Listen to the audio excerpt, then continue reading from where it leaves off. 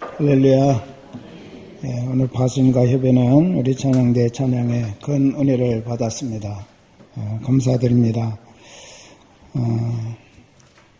우리 울겐 옆에 빈 공간이 많은데 우리 이렇게 악기로 하나님을 찬양하기를 원하는 분들의 자리가 여기에 세워지기를 바랍니다. 지난 금요일 날은 우리 마포구와 마포구 안에 있는 모든 교회들이 함께 연합해서 후대 다음 세대의 인재들을 세워나가기 위한 장학기금을 마련하기 위해서 나눔 바자회를 가졌습니다.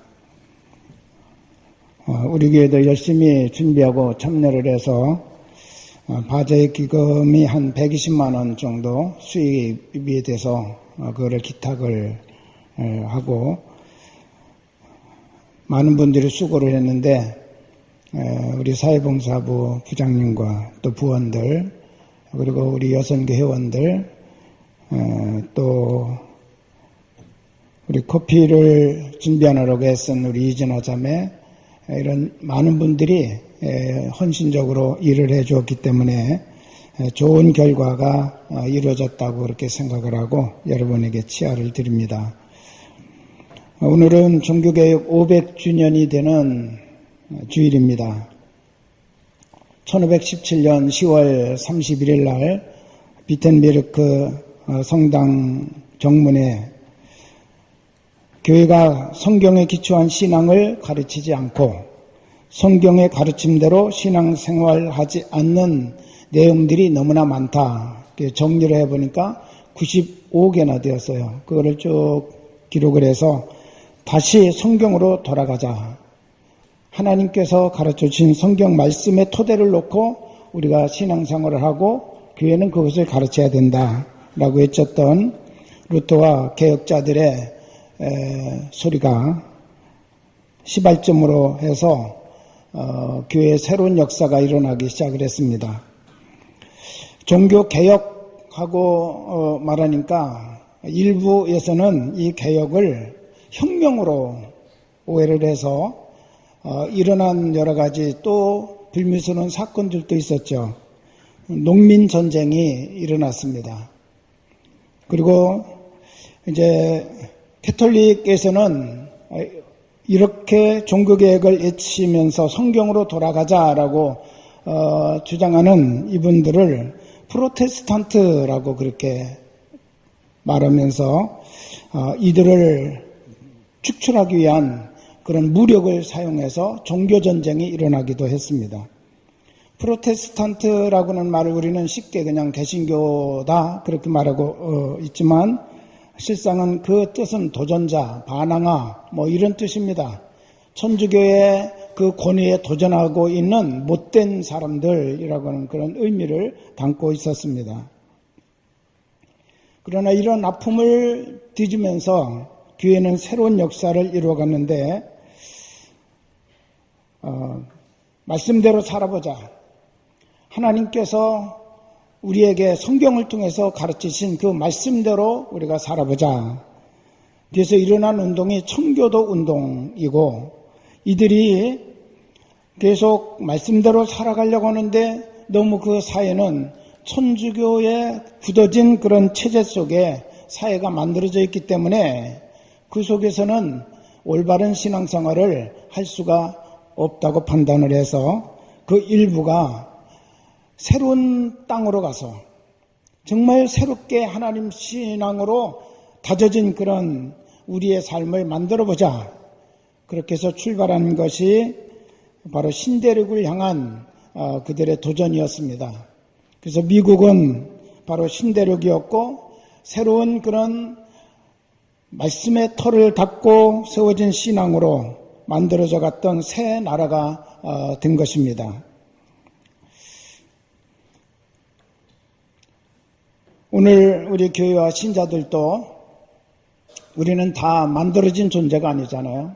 계속 만들어져 가는 존재이기 때문에 끊임없이 성경을 통해서 가르치는 신앙의 본질로 돌아가기 위한 개혁을 개인적으로도 시도하고 그런 영적 싸움을 우리는 싸워가야 된다고 생각을 합니다. 그래서 하나님께서 기뻐하시는 그런 믿음의 자리에 언제나 우리가 서야 될 줄로 믿습니다. 오직 믿음이라고는 이 주제는 종교개혁의 주제이기도 하고, 오늘 로마서 1장 16절 17절 말씀은 로마서의 핵심이 되고 열쇠가 되는 말씀이라고 그렇게 말하고 있습니다.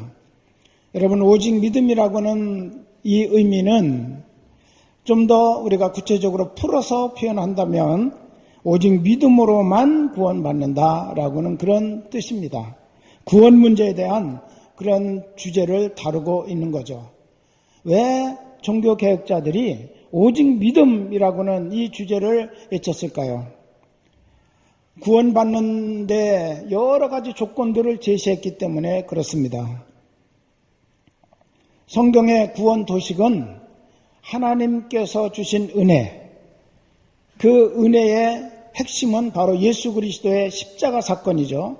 그 그리스도의 십자가 구속의 사건을 오직 믿음으로만 우리는 구원받는다고 하는 가르침이 바로 성경의 구원의 가르침입니다.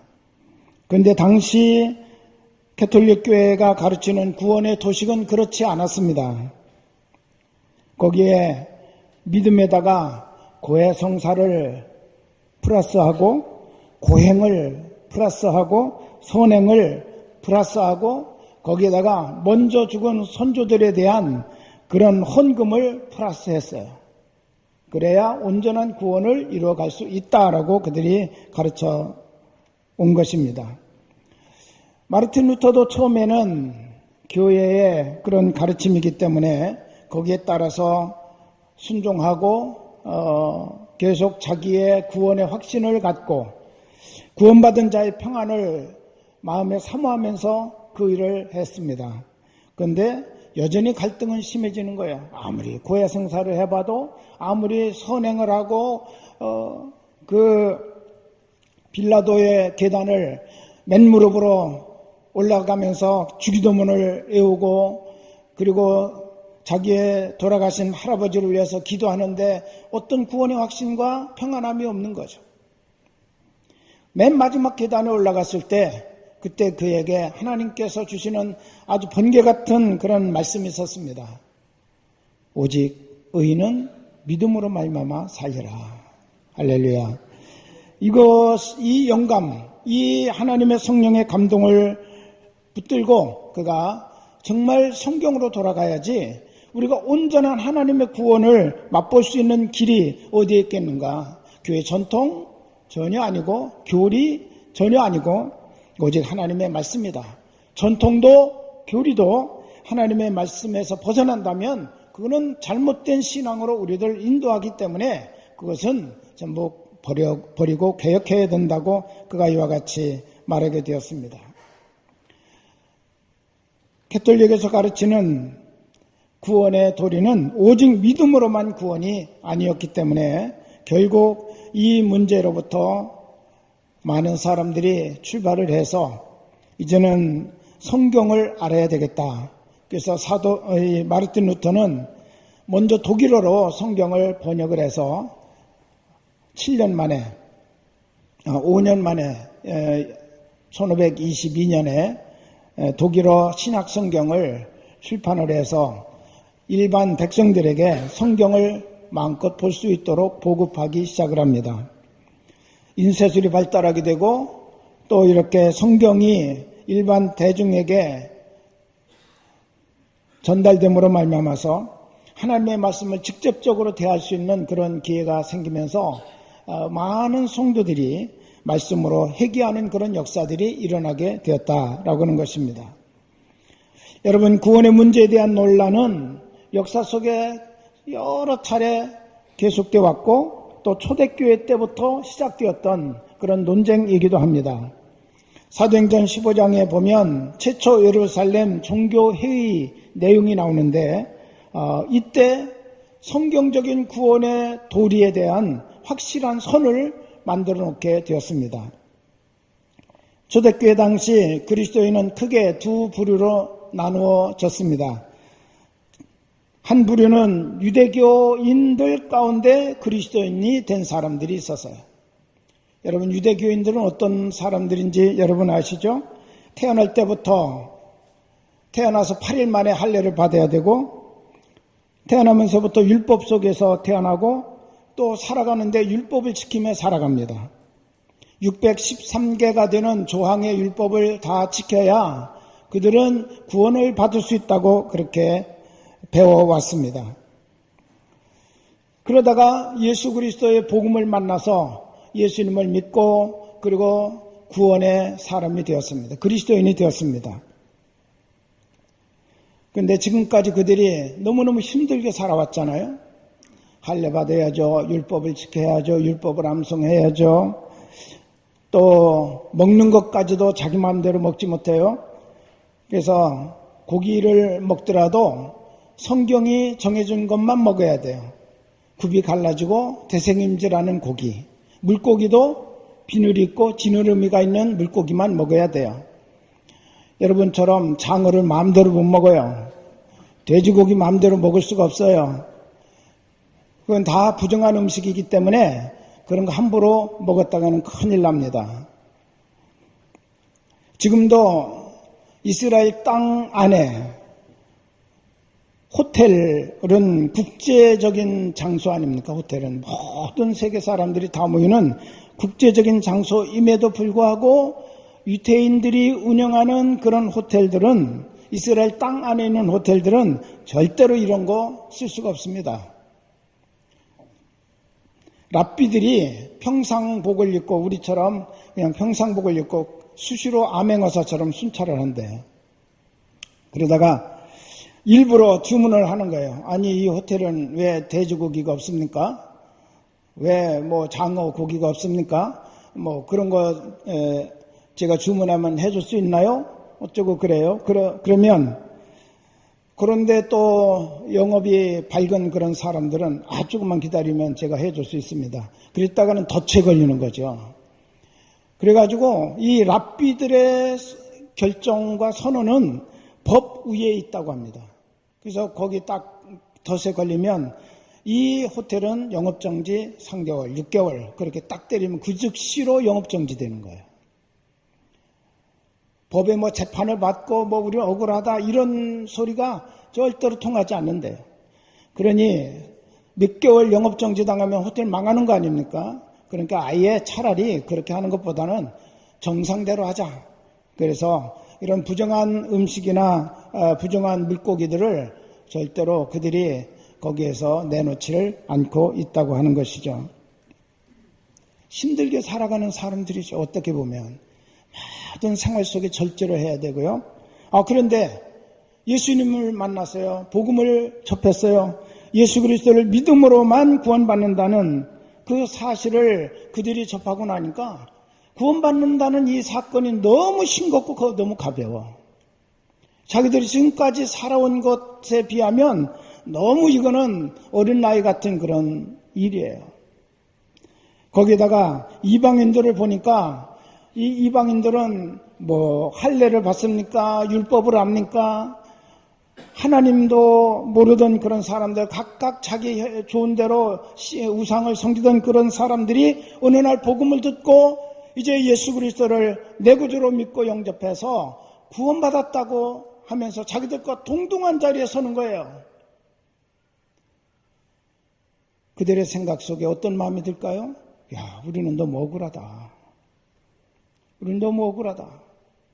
어떻게 우리는 그렇게 힘들게 살아서 여기까지 와서 겨우 하나님의 구원받은 백성이라는 이름을 얻었는데 이 사람들은 제멋대로 살다가 어느 한순간 예수님을 만나서 믿습니다 하더니 나도 하나님의 자네요 하고 똑같이 돼버리는 거예요. 그들이 너무나 억울한 생각이 들었습니다. 그래서 뒤로 다니면서 그들이 계속 주장한 것이 뭔지 아십니까? 아니야. 그래도 할례도 받아야 되고 율법도 지켜야 돼. 그래야 완전한 구원을 받을 수 있어. 갈라디아서에 보니까 사도 바울이 표현했어요. 이거는 제대로 된 복음이 아니라 다른 복음, 변질된 복음이다. 갈라디아 사람들아, 왜 이렇게 어리석으냐? 너희가 예수 그리스도를 믿음으로 구원받은 그 사건을 나하고 확인했던 너희들인데 이제 와서 그것 이외에 또 다른 것을 추가해서 이렇게 해야 구원을 받는다고 하는 그런 이야기에 너희들이 귀를 기울이고 마음을 뺏기고 이렇게 하면 얼마나 어리석은 일이냐 말이죠. 거기다 한술 덧떠서 이렇게 그는 말했습니다. 내가 전한 복음 이외에 다른 복음을 전하면 저주를 받을지어다. 아주 강력하게 그렇게 말을 했습니다. 이방인 그리스도인들이 또한 무리가 있죠. 오히려 숫자적으로는 이들이 더 많아요. 가는 곳마다 이방인들이고 그들이 복음을 듣고 예수님을 만나서 이제는 믿고 구원을 받았습니다. 지나간 모든 날들의 허물과 잘못된 것들이 한순간 예수님을 만나고 그분을 나의 구주로 영접하는 순간에 다 사함을 받고 깨끗함을 받고 하나님의 자녀가 되고 천국이 나의 것이 되는 거예요. 제멋대로 우상 섬기고 음식 마음대로 먹고 음란하고 방탕한 생활을 했던 그들이 복음을 듣고 나서 이렇게 구원을 받고 나니까 어떻게 유대인을 바라보니까 자기들은 너무너무 편하게 너무너무 정말 귀하게 이 구원의 은총을 받는 거예요. 야, 나 같은 사람도 구원 받을 수 있다니 감사하고 감격하는 거죠. 그렇지만 끊임없이 유태교에 있다가 그리스도인 된 사람들과 이방인으로 제멋대로 살다가 그리스도인 된 사람들 사이에 한 교회 공동체 안에 들어오게 되니까 그때부터 갈등이 보이지 않게 일어나기 시작을 합니다. 구원 문제에 대한 논란이 생기기 시작을 하는 거예요. 복음은 오직 예수 그리스도와 그분이 대속의 십자가 사건을 믿는 믿음만 가지고 우리는 구원받는다라고 했는데 유대교에 있다가 그리스도인 된 사람들은 그건 너무 가벼워. 그래도 할례도 받아야 되고 율법도 지켜야 온전한 구원의 사람이 되는 거지. 그러면서 계속 또 다른 가르침을 가르치는 거죠. 그래서 교회들이 혼란에 빠졌어요. 이거 정리해 주세요 라고 여기저기서 이야기가 됩니다. 그래서 사도행전 15장에 보면 이 부분에 대해서 우리가 정리를 하자 그래가지고 예루살렘에서 종교회의가 열립니다. 여러 지역의 복음 전도자로 나갔던 사도들과 교회 대표들이 모여서 확실하게 이 구원에 대한 선을 그어놓자라고 이 회의를 수집을 했어요. 회의 시작은 두 의견이 팽팽했습니다. 거기 내용을 보면 바리새파로 살다가 그리스도인 된 사람들이 있어요. 여러분, 바리새파는 얼마나 철저하게 복음을 따르려고 했던 사람들입니까? 그리고 자기들 스스로가 바리새파라고 말했던 사람들. 바리새파라고 하는 말은 세퍼레이트, 영어로 구별하다, 선을 긋다, 따로 떼어놓다 그런 뜻 아니에요? 자기들을 우리는 특별한 사람이야. 다른 사람보다 남달리 복음을 율법을 지키고 하나님의 사람답게 살려고 우리 자신이 우리를 성별한 그런 특별한 사람이야. 그래서 붙여진 이름이 바리새인이에요. 바리새인. 이런 사람들이 예수 그리스도를 이제 믿게 된 거죠. 그들이 이렇게 주장했습니다. 거기 보면 이방인에게 할례를 행하고 모세 율법을 지키라 명하는 것이 마땅하다. 그들은 아주 강력하게 이것을 주장을 했어요. 이방인들이 예수 그리스도를 믿는다고 돌아오면 조건은 두 가지 붙여야 된다. 거기에 믿는 건 좋지만 할례를 받아라, 율법을 지켜라 라고는 조건을 붙이라는 거예요. 여러분, 우리는 율법을 다 알지도 못하고 613개나 되는 그 많은 율법 조항들을 우리가 다 지켜야 구원받는다면 여러분 여기서 다 일어나서 아마 다 나갈 거예요. 그렇죠? 그때 베드로에게 의견을 물었습니다. 베드로 사도가 일어나서 이렇게 말합니다. 하나님께서 그들이나 우리들이나 믿음으로라고는 이 조건에는 차별을 두지 않고 받으셨다. 우리도 믿음으로 하나님의 자녀가 되고 이방인도 믿음으로만 하나님의 자녀가 되고 구원받는다고 하는 이 조건에는 어떤 차별도 두지 아니했다. 그렇게 그가 말하면서 이방인이나 우리들 동일하게 주님의 은혜로 구원받은 존재들인데 우리 조상도 믿지 못했고 우리도 제대로 믿지 못했던 그 율법의 멍에를 이방인 그리스도인들에게 지으려고 하지 말아라. 그건 아니다. 그것 없어도 우리는 충분히 다 이미 구원받은 존재인데 자꾸 구원에다가 토를 달아서 할례 받아라, 율법 지켜라. 그거는 멍에다 먹여요. 너무 지기 어려운 무거운 멍이니까 이거 지우면 안 된다라고 베드로 사도가 주장을 합니다. 그때 예수님의 동생 야고보가 의장이었습니다. 당시 이방인의 사도가 되어서 세계를 다니면서 복음을 전했던 바나바와 사도 바울을 세워서 그러면 현장에서 당신들이 복음을 전하면서 하나님께서 어떻게 반응하셨는지 그것을 실제적으로 이야기를 해주세요 라고 부탁을 합니다. 그랬더니 사도 바울과 바나바가 그들은 아무것도 없어도 오직 예수 그리스도 그 복음을 듣고 그 복음을 믿음으로 받아들였을 때 성령께서 그들에게 임재하셨습니다.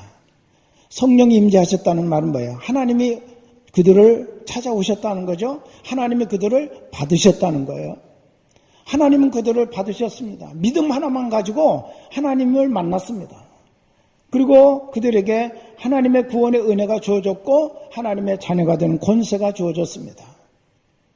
구원 문제에 대해서는 절대로 다른 것이 여기에 개입돼서는 안 됩니다라고 그분들이 이야기를 합니다. 그랬더니 야고보 의장이 이 두 의견들을 다 수합을 해가지고 이렇게 결론을 내려줬어요. 첫째, 구원 문제에 대해서는 하나님의 은혜의 복음, 예수 그리스도 십자가 사건, 그 은혜와 그것을 믿는 믿음으로만 이루어지는 것이다. 아주 선을 분명하게 그었습니다. 예수님을 믿는 믿음으로만 구원받는다라고 하는 거죠. 오직 믿음으로 구원받는다.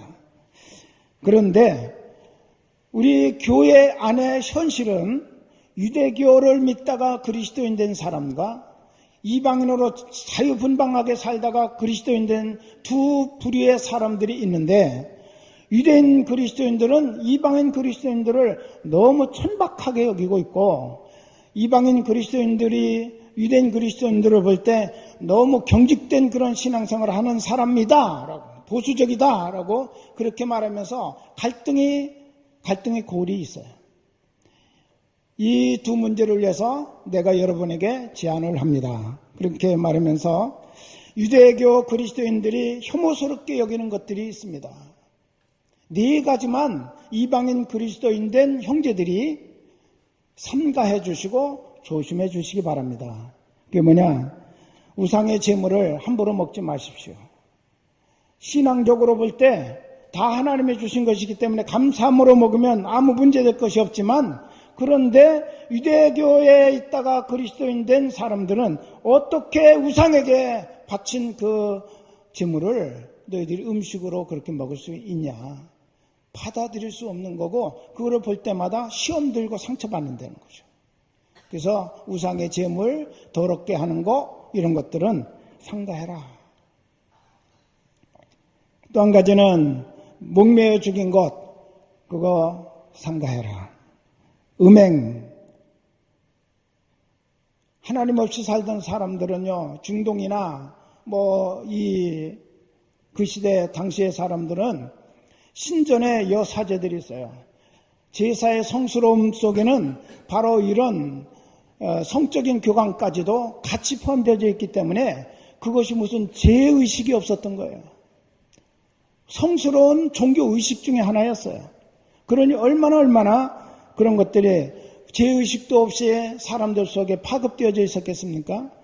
그런데 유대교 그리스도인들은 그거는 엄청난 죄예요. 음행이라고는 무지무지한 죄에 해당되는 건데 이거는 죄의식도 없이 행하는 그들이 예수 그리스도를 믿으면서도 여전히 그런 속에서 그 습관에서 벗어나지를 못하는 그들을 보고 야고보 의장은 음행, 상가고 멀리해라,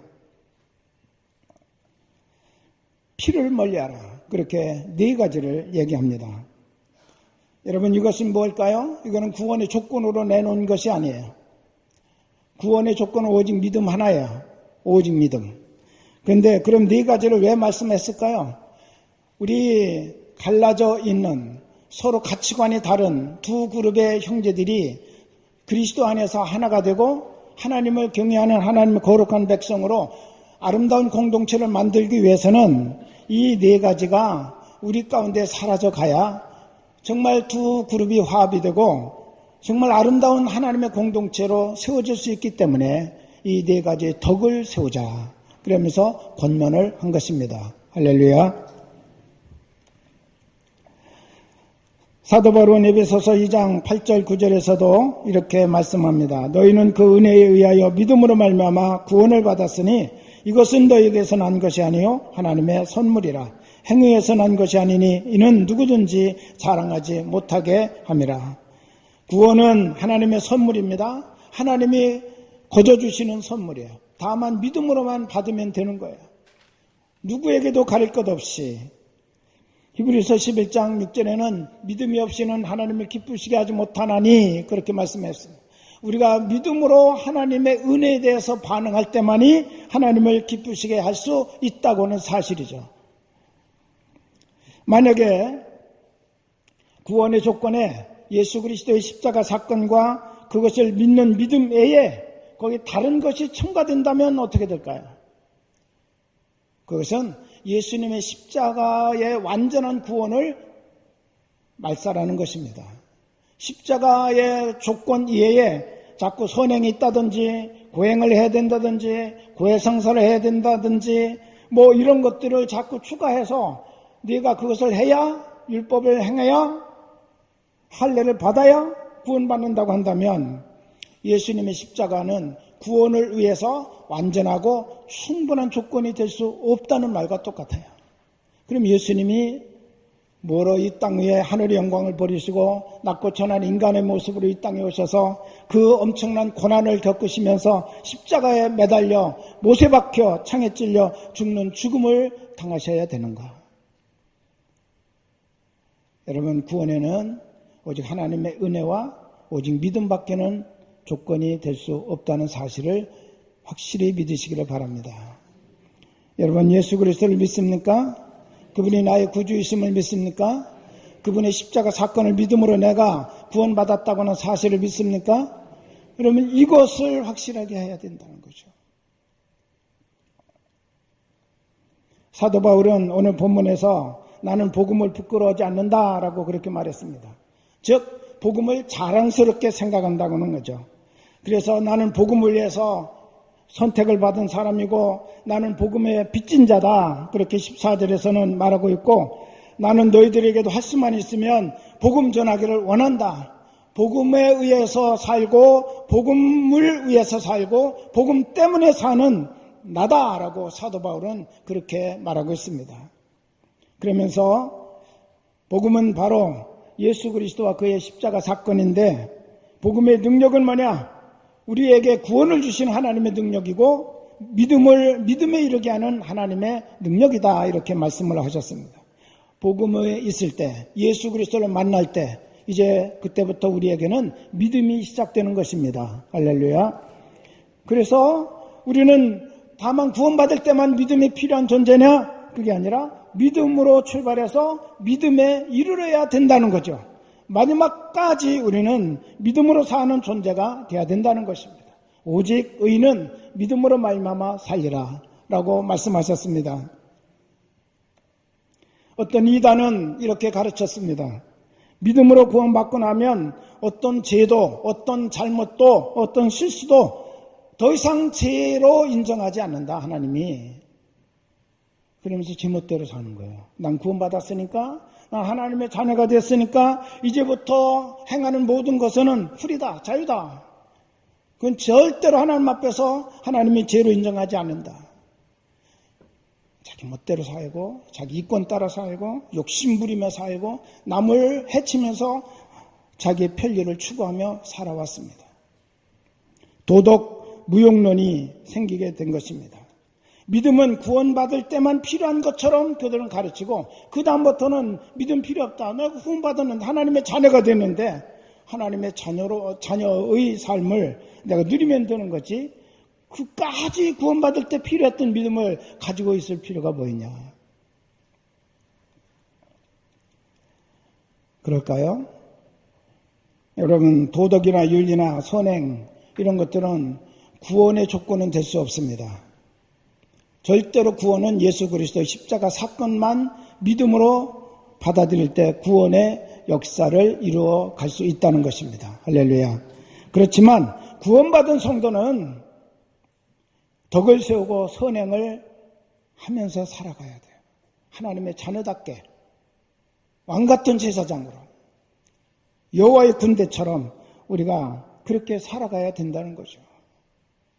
그것이 구원의 조건이 아니라 구원받은 성도가 누려야 될, 쌓아야 될 덕이라고 하는 겁니다. 덕.